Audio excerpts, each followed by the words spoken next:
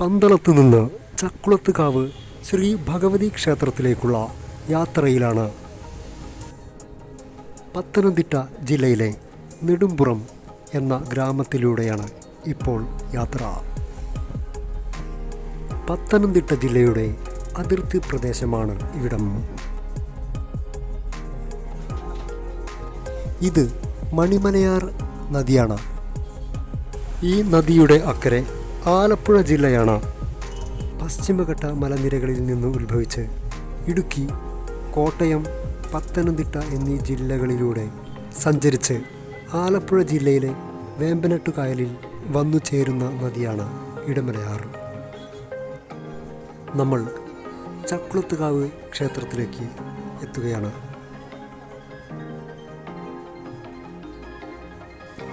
ഇവിടുത്തെ പ്രശസ്തമായ ചക്കുളത്തുകാവ് പൊങ്കാല കഴിഞ്ഞതിനു ശേഷമുള്ള ദിവസങ്ങളിലാണ് നമ്മൾ ഇവിടെ എത്തുന്നത്.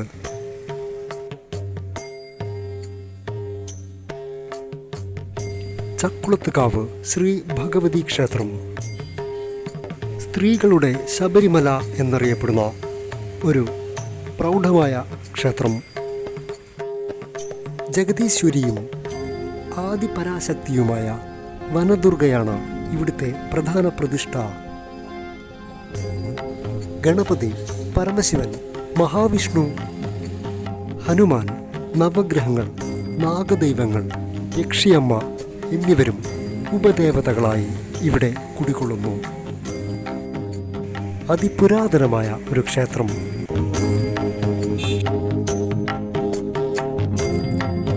ഈ ക്ഷേത്രത്തിൻ്റെ ഐതിഹ്യം ഇങ്ങനെയാണ്. ഒരിക്കൽ കാട്ടിൽ വിറക് വെട്ടാൻ പോയ വേടൻ ഒരു സർപ്പത്തെ കാണുകയും അതിനെ വെട്ടി, പക്ഷെ അത് ചത്തില്ല. പിന്നീടൊരിക്കൽ ഇതേ സർപ്പത്തെ ഒരു കുളക്കരയിൽ വെച്ച് കണ്ടു. അവിടെയുള്ള ഒരു പുറ്റിനകത്തായിരുന്നു സർപ്പം. വീണ്ടും അതിനെ ആക്രമിച്ചു.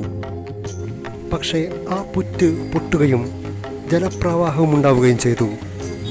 അമ്പരന്നു നിന്ന വേടന് മുന്നിൽ ഒരു സന്യാസി പ്രത്യക്ഷപ്പെടുകയും വേടനെ ആശ്വസിപ്പിക്കുകയും ചെയ്തു.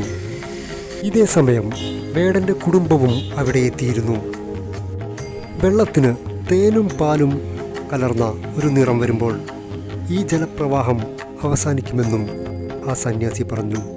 പുറ്റിനകത്ത് പ്രപഞ്ചനാഥനായ ആദിപരാശക്തി ജലശയനം നടത്തിയ വെള്ളമാണിതെന്നും പുറ്റ് പൊളിച്ചു നീക്കിയാൽ ജഗദീശ്വരിയുടെ ഒരു പ്രതിഷ്ഠ കാണാമെന്നും സന്യാസി അവരോട് പറഞ്ഞു. ആ പരാശക്തിയെ ആരാധിച്ചാൽ സർവ ഐശ്വര്യവും ഉണ്ടാകുമെന്ന് ആ സന്യാസി പറഞ്ഞു. സന്യാസി പുറ്റ് പൊളിച്ച് വിഗ്രഹം പുറത്തെടുത്തു.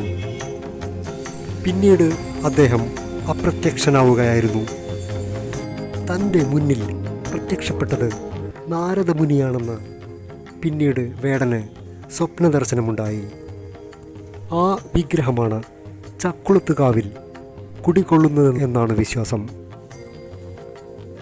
ആലപ്പുഴ, കോട്ടയം, പത്തനംതിട്ട എന്നീ ജില്ലകളുടെ അതിർത്തിയിൽ പമ്പാ നദിയുടെയും മണിമലയാർ നദിയുടെയും സംഗമസ്ഥാനത്താണ് ഈ ക്ഷേത്രം സ്ഥിതി ചെയ്യുന്നത്.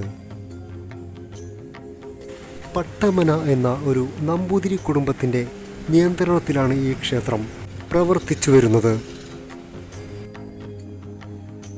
ക്ഷേത്രനട അടച്ച സമയമാണ്.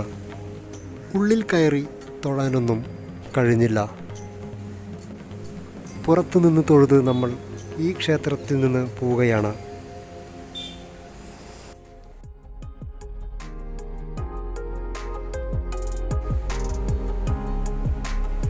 എടത്വ എന്ന ഗ്രാമത്തിൻ്റെ കാഴ്ചകൾ.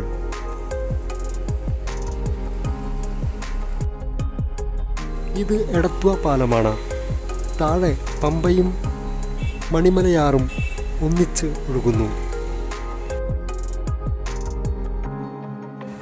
ആലപ്പുഴയുടെ ഉൾനാടുകളുടെ മനോഹരമായ കാഴ്ചകൾ. എടത്വയിൽ നിന്ന്